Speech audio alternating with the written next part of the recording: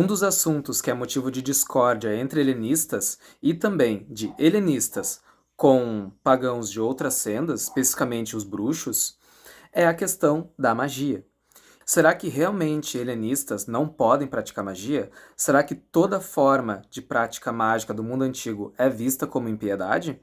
Então eu trago alguns elementos para a gente poder analisar e poder pensar junto no final do vídeo. Especificamente em Atenas, nós não temos exatamente leis contra a magia. Havia sim alguma perseguição ou outra por conta de casos específicos de envenenamento.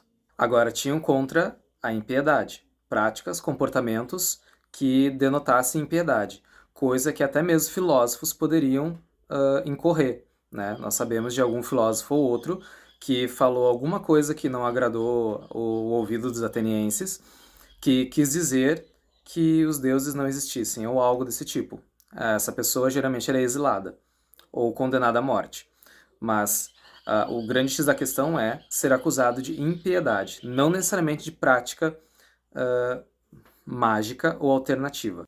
Uma das coisas que a gente tem que ter em mente é que existia uma prática dominante, né, aprovada, que era a prática dos sacrifícios e oferendas aos deuses, né, em público, através dos festivais ou em suas famílias, né, em suas pequenas comunidades. E aí nós temos práticas alternativas, que os modernos colocam tudo como magia, mas o grego tinha uma palavrinha distinta para cada técnica, arte.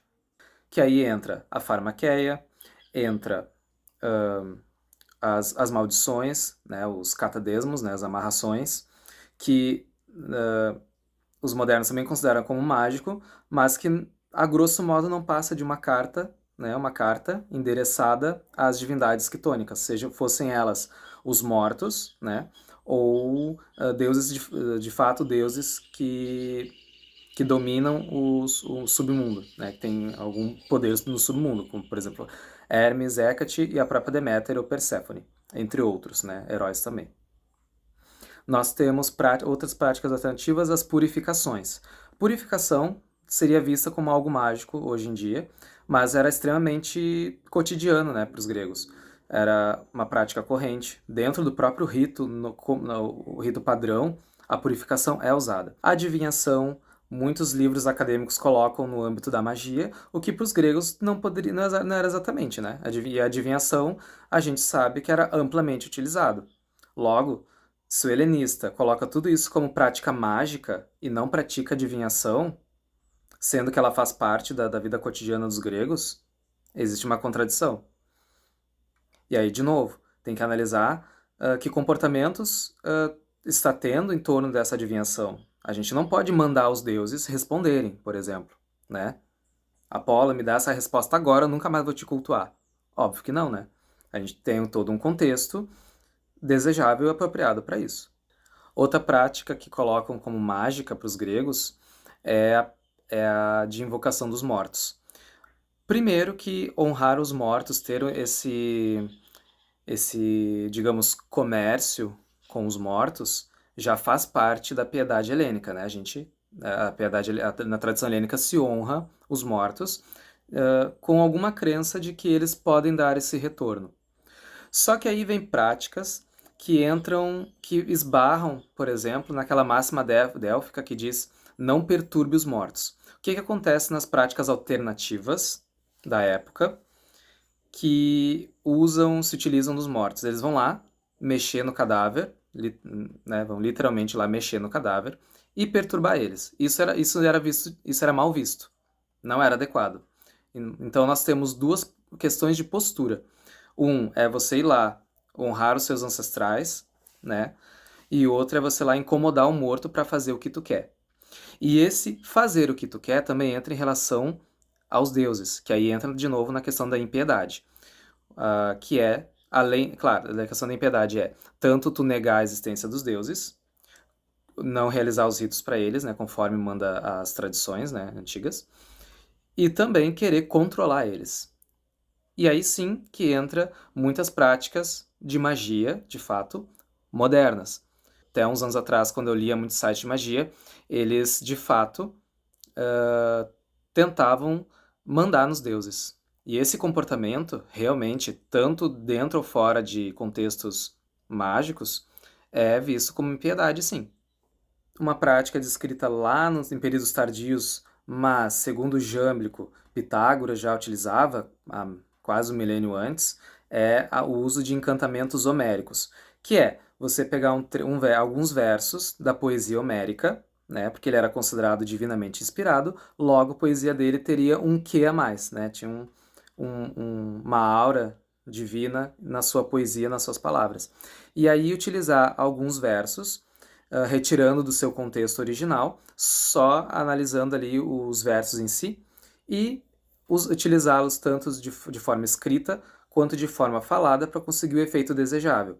E Jâmblico diz que Pitágoras usava isso para cura. Inclusive, dava até para fazer um paralelo dos encantamentos homéricos, se utilizando os versos homéricos, para a prática de muitos cristãos de se utilizarem de salmos para conseguirem o alcance de algum objetivo em específico, como geralmente para cura, né? Ou pedido de justiça, ou até mesmo de proteção. E nesse contexto eram usados os encantamentos homéricos também. E lá no fim da antiguidade aparece a teurgia, que é uma prática mágica vinculada ao círculo neoplatônico, né? Uma ala do platonismo tardio praticava a teurgia, que eram ritos cheios de usando vários simbolismos na intenção de conectar o ser humano com o divino. E que também é uma prática defensável, né, por muitos helenistas modernos, dentro desse âmbito de práticas alternativas. De modo geral, o helenista tem algumas técnicas, né, alternativas ao rito de oferenda, de sacrifício, de festivais, que ele pode sim utilizar, claro, sempre averiguando o comportamento que aquela prática tá te pedindo. Você não vai pegar algum feitiço moderno em que ele quer que os deuses sejam comandados por você, né? A gente não manda nos deuses. Pegando Platão novamente, ele não condena a prática da farmaqueia e dos encantamentos por si. Ele considera uma prática defensável, por exemplo, por parte das parteiras e dos médicos na intenção de aliviar a dor dos seus pacientes. Ele condena quando essas práticas são para proveito pessoal, estritamente proveito pessoal, visando o mal de alguém dentro, né? E aí, claro, tem a bagagem filosófica dele, que a gente tem que visar a excelência, né? O bem comum. Seguindo essa linha da crítica antiga em relação a praticantes de magia, nós vemos, se colocarmos Platão como uma referência de um pensamento comum na época, né? Existia uma desconfiança e uma grande credibilidade em relação aos especialistas itinerantes, que ele muitas vezes chama de charlatães. Porém, nós sabemos que grandes nomes como Epimênides de Creta e o Empédocles foram grandes purificadores aclamados pelo público. E, de novo, entra o contexto e os objetivos pelos quais eles estão fazendo a arte deles. O Epimênides de Creta, ele purificou Atenas de uma praga que assolava a cidade, através de ritos especiais. E o próprio Empédocles tinha uma reputação como curandeiro, e ele fazia alegações sobre poderes especiais que ele possuía, que Platão provavelmente iria condenar. No entanto, ele estava acima da reprovação pública.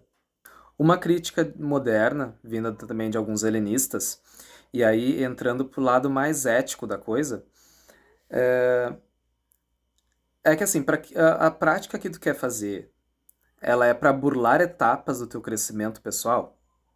E aí, claro, cada um vai responder da forma que mais achar apropriado. Uma coisa é, vamos supor, né, fazendo prova para algum vestibular. Tu não quer estudar, tu quer fazer um feitiço para passar nessa prova sem estudar. Outra coisa é, você adoeceu e não tem jeito, né, tu tomou todos os remédios possíveis não tem jeito, tu não tá bem e tu tem risco de perder esta prova, mas você estudou.